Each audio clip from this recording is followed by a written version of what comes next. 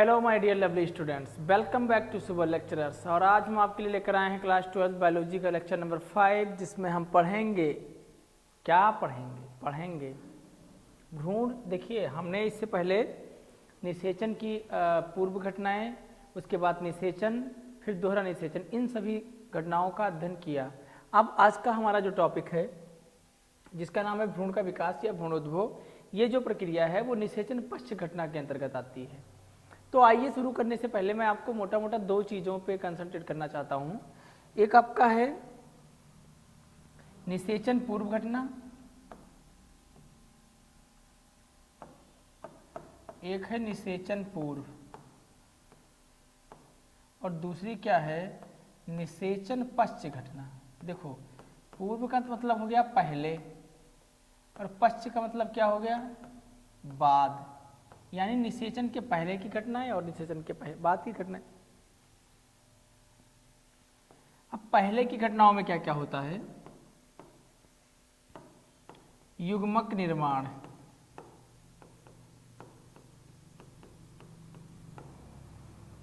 निषेचन, जाइगोट का बनना यानी युग्मनज का न बनना, युग्मनज। ये जो तीन प्रक्रियाएं हैं निषेचन पूर्व की घटनाएं हैं, युग्मकों का निर्माण, फिर निषेचन, फिर युग्मक। उसके बाद निषेचन पश्च घटनाओं की अगर बात करूं मैं, तो निषेचन होने के बाद सबसे पहले किसका निर्माण होता है, भ्रूण का। और भ्रूण से फिर विकास होता है बीजांड का, और बीजांड से हमारे विकसित होते हैं बीज, और बीज से विकसित होता है नया पौधा। तो जनरल सी बात यह है कि ये जो निषेचन पूर्व घटना है वो युग्मकों के निर्माण, निषेचन या युग्मनज की प्रक्रिया को सम्मिलित करके रखती है। और जो निषेचन पश्च घटना, इसका मतलब क्या हो गया कि निषेचन हो गया है और उसके बाद में अब कौन कौन सी प्रक्रियाएं होंगी। तो पश्च घटना का तात्पर्य यही है, जो निषेचन के बाद होने वाली घटना को पश्च घटना कहा जाता है, और निषेचन से पहले होने वाली घटना को पूर्व घटना कहा जाता है। ठीक है। सबसे पहले मैं अगर बात करूं भ्रूण का विकास, तो जब निषेचन की प्रक्रिया संपन्न हो जाएगी तो भ्रूण का विकास प्रारंभ होगा। क्यों? क्योंकि जब परागकण परागकण अंड कोशिका से मिलेंगे, परागकणों के नर युग्मक, परागकणों के नर युग्मक किससे मिलेंगे, अंड कोशिका से। और जब परागकण के नर युग्मक अंड कोशिका से मिलेंगे तो ये प्रक्रिया हमारी क्या कहलाएगी, निषेचन। और जब निषेचन की प्रक्रिया पूरी हो जाएगी तो उस समय विकास होगा भ्रूण का, और भ्रूण से किसका विकास होगा, बीज का। ये बात जनरली हम समझ चुके हैं कि नर युग्मक मिलेंगे और नर युग्मक अंड कोशिका से मिलेंगे तो वो प्रक्रिया हमारी निषेचन कहलाएगी। निषेचन के बाद भ्रूण और भ्रूण के बाद बीज। संयुग्मन यानी निषेचन के पश्चात अंड युग्मनज कहलाता है, जिसमें भ्रूण का विकास होता है। भ्रूणीय प्रवर्धन प्रारंभ में एक बीजपत्री तथा द्विबीजपत्री दोनों में समान होता है। एक बीजपत्री और द्विबीजपत्री का मतलब क्या हुआ, देखो, जिनमें एक बीजपत्र पाया जाए, कितना बीजपत्र, एक बीजपत्र, उन्हें क्या कहेंगे, एक बीजपत्री।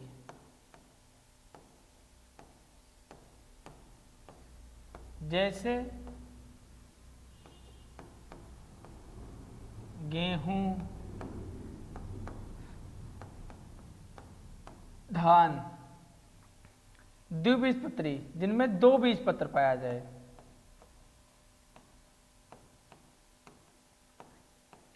मतलब उनको क्या बोलेंगे, द्विबीजपत्री। जैसे आपका हो गया सरसों,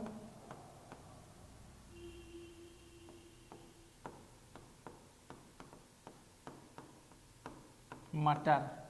इसको समझने के लिए मेरे पास कुछ और आइडिया है आपको समझाने के लिए। जैसे देखो, ये मटर है, ठीक है। अब मटर के ऊपर वाला भाग अगर हम हटाएं तो हमको इसके अंतर्गत कितनी दालें मिलेंगी, इस प्रकार की हमें दो दालें मिल जाएंगी। तो ये क्या है, इस प्रकार की अगर दो दालें हमको मिली कुछ इस तरीके से, मैं बना के दिखाऊं।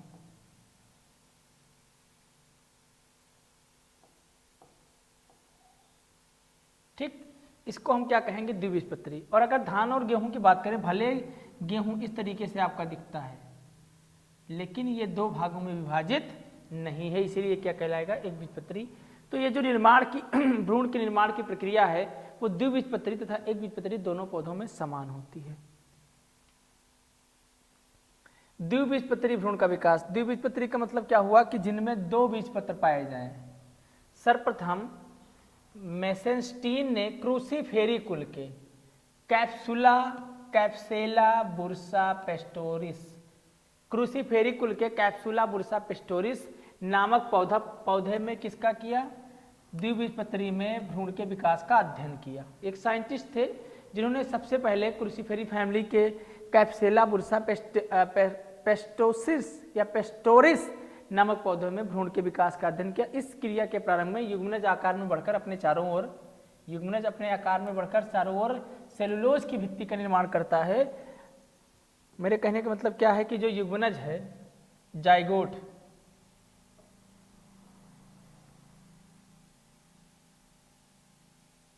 जो युग्मनज है यानी कि जाइगोट, कितनी कोशिकाएं होंगी, 2, क्योंकि एक कोशिका नंबर ऑफ एन सेल और फिर नंबर ऑफ एन सेल, ये आपका है नर युग्मक और ये है अंड कोशिका। इन दोनों के मिलने से जो द्विकोशिकीय यानी 2n संरचना बनी, उसी को आप उसी को आप क्या नाम देते हैं, युग्मनज। और युग्मनक क्या होगा, सबसे पहले अपने चारों तरफ एक सेलुलोज की झिल्ली का निर्माण करेगा। किसकी झिल्ली का, सेलुलोज एक पदार्थ होता है और पादप जो पौधों की कोशिका झिल्ली है वो सेलुलोज की ही बनी होती है। तो सेलुलोज का निर्माण करेगा, तत्पश्चात या अनुप्रस्थ विभाजन के द्वारा 2 कोशिकाओं में बढ़ जाता है। सेलुलोज की झिल्ली का निर्माण करेगा, उसके बाद ये कितनी कोशिकाओं में रूपांतरित हो जाएगा, 2। अब 2 कोशिकाओं में विभाजित हो जाता है, होकर बीजांड द्वार की ओर आधार कोशिका तथा निभाग की ओर अंतस्थ कोशिका। देखो जब विभाजन हो जाएगा, मैं इसको आगे वाले पेज पे स्क्रॉल करके आपको इसका इमेज समझा देता हूं। इसके डायग्राम को मैं पहले आपको समझा दूं ताकि आपको कोई दिक्कत ना हो। ये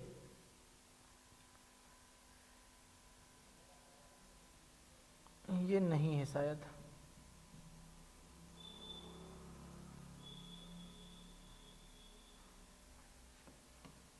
इस तरीके से मैंने बनाया था अभी।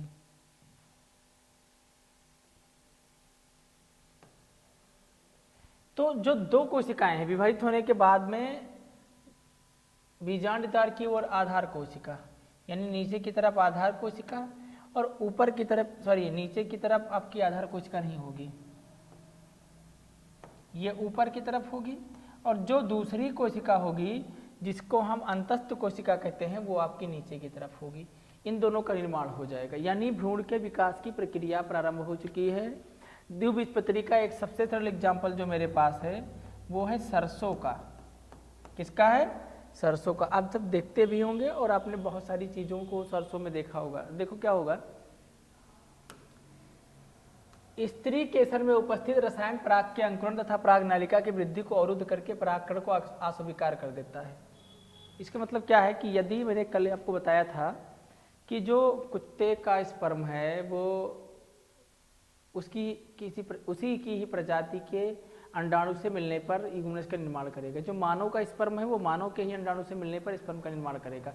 तो इसका मतलब क्या हुआ कि अगर गुलाब का परागकण गेहूं पर पहुंच गया या गेहूं का परागकण गुलाब पर पहुंच गया तो वो उसे एक्सेप्ट नहीं करेगा, और अगर एक्सेप्ट नहीं करेगा तो फिर वो निषेचन नहीं होगा। यही बात यहाँ पर बताई जा रही है कि उसके अंकुरण को पराग नालिका में वृद्धि को अवरुद्ध करके परागकण को अस्वीकार कर देता है। मतलब अगर समान प्रजाति का नहीं तो स्वीकार नहीं करेगा, यानी आप यहाँ पर वृद्धि नहीं कर सकते। अंकुरण के पश्चात परागकण से पराग नालिका वर्तिकाग्र से होती हुई वर्तिका में वृद्धि करके तत्पश्चात बीजांड के तंतु रूप समुच्चय के द्वार की एक सहायक कोशिका में प्रवेश करके अंड कोशिका तक पहुंचती है। स्त्री केसर के वर्तिका पर परागकण के स्थानांतरण से लेकर पराग नालिका के बीजांड तक की संपूर्ण प्रक्रिया स्त्री पराग केसर संकर्षण। मुझे लगता है कि ये आज के टॉपिक में नहीं था, लेकिन कहीं से इसको गलती से इन्होंने प्रिंट कर दिया है। ठीक है, स्त्री परागकेसर संकर्षण आपको कल ही बताई जा चुकी है।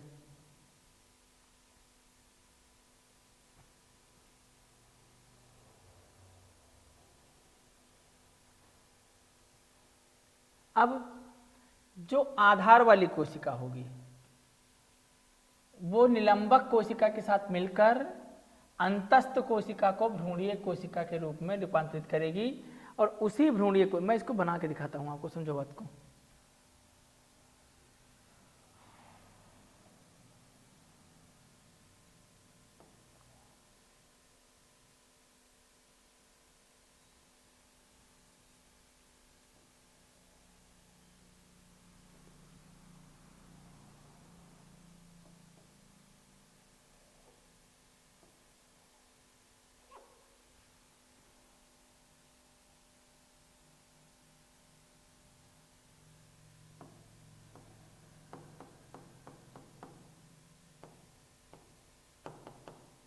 ये पहुंच गए यहां, ठीक। अब ये वृद्धि करता हुआ ये इसमें बनी हुई है आपकी,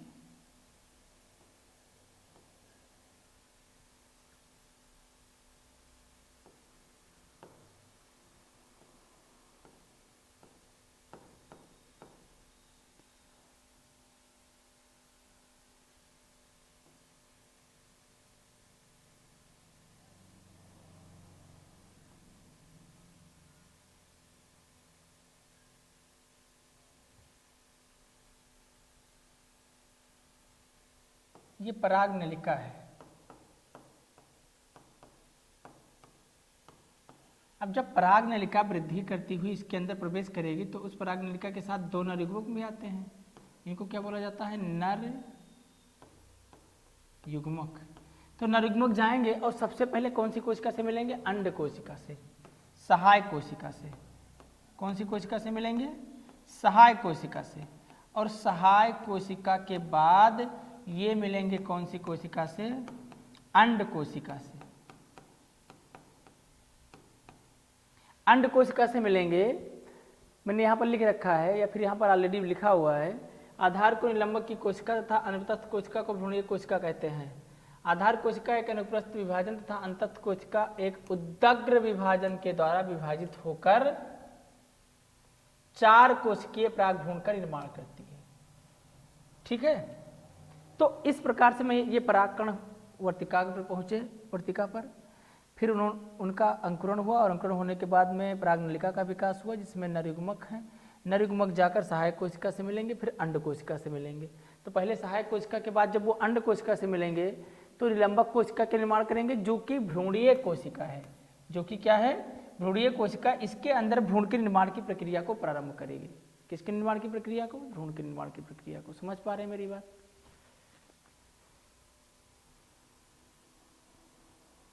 कैजुराइना में पराग नलिका निभाग द्वारा बीजाणु में प्रवेश होती है। देखो अलग अलग टाइप के एग्जाम्पल में अलग अलग टाइप की, जिसे मेरे कहने का मतलब ये कैजुराइना है, ये निभाग। देखो कैजुराइना एक एग्जाम्पल है जिसमें पराग नलिका जो है वो निभाग के द्वारा बीजाणु में प्रवेश करती है। इसे निभागीय प्रवेश कहा जाता है। कभी कभी पराग नलिका बीजाणु के अध्यावरण को तोड़कर प्रवेश करती है, इसे मध्य प्रवेश कहा जाता है, जिसे कुकुरबिट्टा। कल आपको बताया गया था ये सारी चीज। ठीक है, देखो ये जो सबसे नीचे वाली कोशिका है इनको कहा जाता है प्रतिव्यासांत। क्या बोलते हैं इसको? प्रतिव्यासांत। इसको बोलते हैं अपभ्रष्टीय प्रतिव्यासांत कोशिका। ये आपका है प्राथमिक भ्रूणपोष केंद्रक, इसमें 3 कोशिकाएं 3N, और ये है प्राथमिक भ्रूणपोष। ये है युग्मनज, इसमें 2 कोशिकाएं हैं, लिखा हुआ है यहाँ पर 2N। ठीक है, और ये है अपभ्रष्टीय सहायक कोशिका। अब युग्मनज क्या होता है कि सबसे पहले जो युग्मनज था विभाजित होकर उसमें कितनी कोशिकाएं बन गई? 2 कोशिकाएं। एक ही तो था दुग्गित कोशिकाओं का, उसमें 2 कोशिकाएं बनी। अब वो 2 कोशिकाएं विभाजित होकर फिर से एक लंबे चौड़े भ्रूण का निर्माण करेंगी और इस प्रकार के भ्रूण को कहा जाता है गोलाकार भ्रूण। कुछ पौधों में भ्रूण जो है वो हृदयाकार होता है, इसे बोलते हैं हृदयाकार भ्रूण। कुछ जो पौधे हैं उनमें भ्रूण टी आकार का होता है, ये मूलांकुर हो गया, ये इसका हो गया बीजपत्र।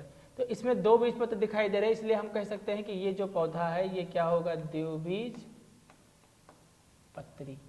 क्या होगा? द्विबीज पत्री पौधा होगा। समझ पा रहे हैं मेरी बात को? मजे में ले रहे हैं, एकदम हल्के में मत लीजिएगा।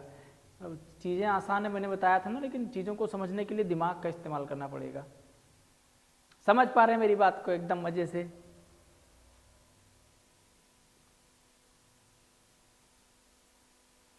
एक बीजपत्री, देखो अभी तक मैंने पढ़ा द्विबीजपत्री में भ्रूण का विकास, अब आपको बताएंगे एक बीजपत्री में भ्रूण का विकास कैसे होता है।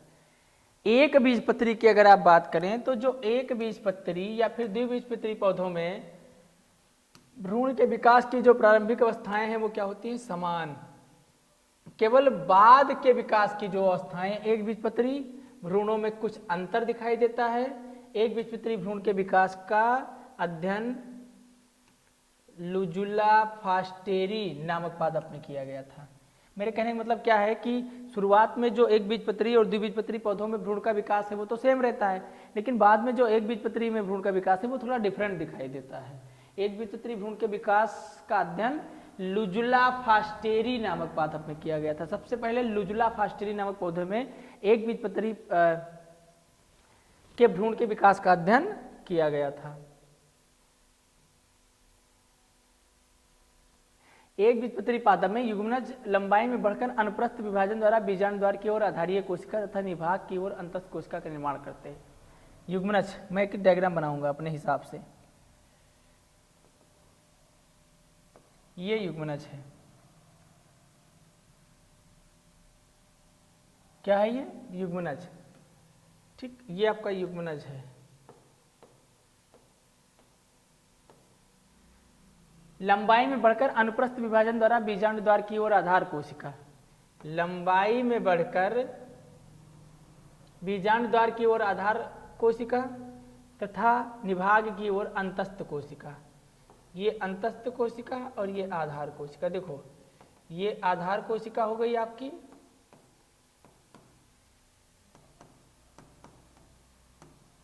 और ये आपकी हो गई अंतस्थ कोशिका।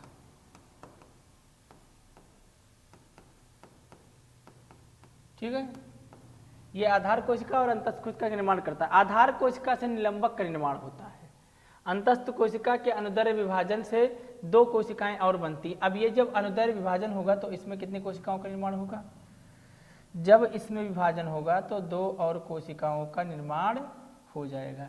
अब इन दोनों कोशिकाओं का निर्माण होता है, फिर इन प्रकार की कोशिकाओं से टी आकार के शिशु भ्रूण का विकास होता है। अब इस प्रकार के जो कोशिकाएं हैं उनसे टी आकार, इस तरीके का,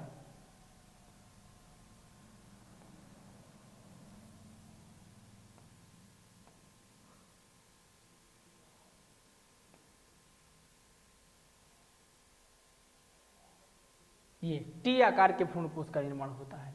इन प्रकार की कोशिकाओं का, ये आधार कोशिकाएं, और इस जब आधार कोशिका में विभाजन हुआ तो दो और कोशिकाएं बनी, और इन कोशिकाओं से इस प्रकार से टी आकार के शिशु भ्रूण का निर्माण हो जाता है। सबसे पहले जो युग्मनज है वो विभाजन करेगा, और विभाजन होने के बाद दो प्रकार की कोशिकाएं, एक आधार कोशिका और एक अंतस्थ कोशिका।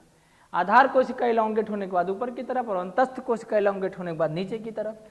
और ये जो आधार कोशिका विभाजित होकर दो और कोशिकाएं बनाएगी जो टी आकार के भ्रूणपोष का निर्माण करेगी, या टी आकार के शिशु भ्रूण का निर्माण करेगी। भ्रूणपोष का विकास, देखो निर्माण तो अलग बात है और विकास अलग है। निर्माण और विकास दो अलग अलग चीजें हैं। निर्माण में क्या होता है कि दो चीजें मिलती हैं, निर्मित होती हैं, और विकास का मतलब धीरे धीरे वृद्धि करते हुए आगे बढ़ती हैं। तो निर्माण तो हो चुका, अब उसका विकास होना है। आवृत बीजी, देखो पहले दिन ही बताया था, जिनका अंडा से ढका हुआ हो उन्हें आवृत बीजी कहा जाता है। मतलब जिनका ढका हुआ ना हो उन्हें आवृत बीजी कहा जाएगा, जिनका ढका हुआ, वो दो ही प्रकार है, एक अनावृत बीजी और एक आवृत बीजी। तो आवृत बीजी का मतलब जिनका अंडा से ढका हो, अनावृत बीजी का मतलब जिनका ढका ना हो। भ्रूणपोष त्रिसंलयन, कल मैंने आपको बताया था ट्रिपल फ्यूजन कि एक नर युग्मक और दो ध्रुवीय केंद्रक से मिलता है, एक नर युग्मक दो ध्रुवीय केंद्रक से मिलता है, तो यह प्रक्रिया त्रिसंलयन कहलाती है। त्रिसंलयन के फलस्वरूप बनता है, इसी कारण से ये त्रिगुणित होता है। मतलब कोशिकाओं की संख्या कितनी होती है इसमें? तीन, दो ध्रुवीय केंद्रक और एक नर युग्मक। भ्रूणपोष वृद्धि करते हुए भ्रूण को पोषण प्रदान करता है, और आप अनावृत बीजी में भ्रूणपोष के विकास निषेचन के पूर्व ही हो जाता है, मतलब पहले ही हो जाता है। अनावृत बीजी का मतलब क्या हुआ कि जिनके अंडाशय ढके हुए नहीं होंगे, ऐसे पौधों में भ्रूणपोष का विकास निषेचन के पहले ही हो जाएगा। यह अगुणित होता है, अगुणित का मतलब क्या होगा कि इसमें सिर्फ एक ही कोशिका होती है। यह त्रिगुणित होता है, इसमें 3 कोशिकाएं होती हैं। समझ पा रहे हैं मेरी बात को आप? इसमें अगुणित यानी 1 कोशिका और इसमें त्रिगुणित यानी कि 3 कोशिका, क्योंकि ये त्रिसंलयन के फलस्वरूप बना है और ये निषेचन के पूर्व ही विकसित हुआ है। भ्रूणपोष के प्रकार, पहला है केंद्रकीय भ्रूणपोष।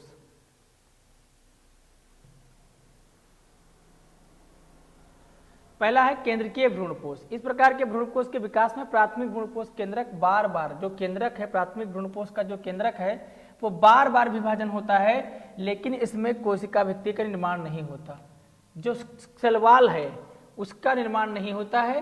प्राथमिक केंद्रक से समसूत्री विभाजन के द्वारा अनेक केंद्रकों का निर्माण हो जाता है, जो बाद में परिधि पर विन्यासित होकर भ्रूणपोष के मध्य में एक केंद्रीय रिक्तिका का निर्माण करता है। इस प्रकार के केंद्रक को कहा जाता है केंद्रकीय भ्रूणपोष। केंद्रीय रिक्तिका के निर्माण होने के कारण, केंद्रकीय रिक्तिका के निर्माण होने के कारण इसे क्या कहा जाता है?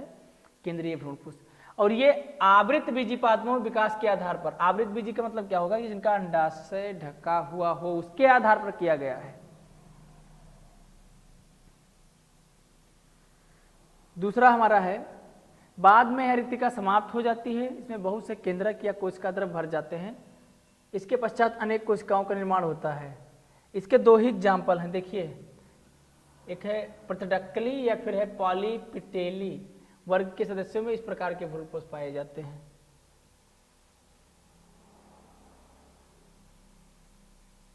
दूसरा है कोशिकीय भ्रूणपोष। कोशिकीय भ्रूणपोष, इस प्रकार के भ्रूणपोष के निर्माण में जो प्राथमिक भ्रूणपोष का केंद्रक है प्रत्येक विभाजन के पश्चात कोशिका भित्ति का निर्माण करता है। देखो, पहले वाले में जो हमारा केंद्रकीय था उसमें कोशिका भित्ति का निर्माण नहीं होता, लेकिन दूसरी वाले में कोशिका भित्ति का निर्माण होता है। और जब कोशिका भित्ति का निर्माण होता है तो बहुकोशिकीय भ्रूणपोष बन जाता है।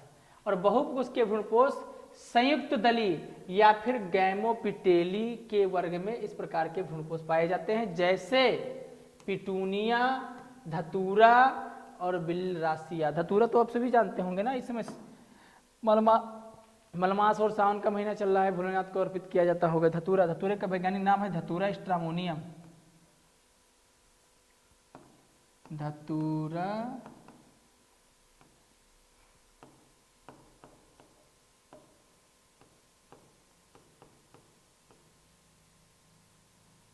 स्ट्रामोनियम, ये वैज्ञानिक नाम है धतूरे का।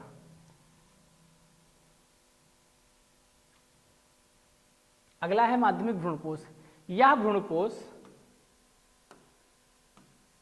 केंद्रीय व फिर कोशिकीय भ्रूणपोष के बीच की अवस्था है, या फिर केंद्रीय और कोशिकीय के बीच की अवस्था जो है वो माध्यमिक भ्रूणपोष कहलाती है। इस भ्रूणपोष के केंद्रक में प्रथम बार विभाजन होने के पश्चात जो कोशिका भित्ति है, सिर्फ एक ही बार विभाजन होगा, सिर्फ एक बार, उसके बाद जो कोशिका भित्ति है उसका निर्माण हो जाएगा।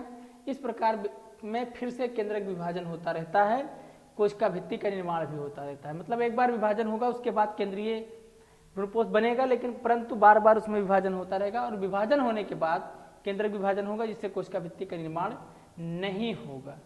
इसका एक एग्जाम्पल है एरीमुरस। एरीमुरस कौन सा एग्जाम्पल है?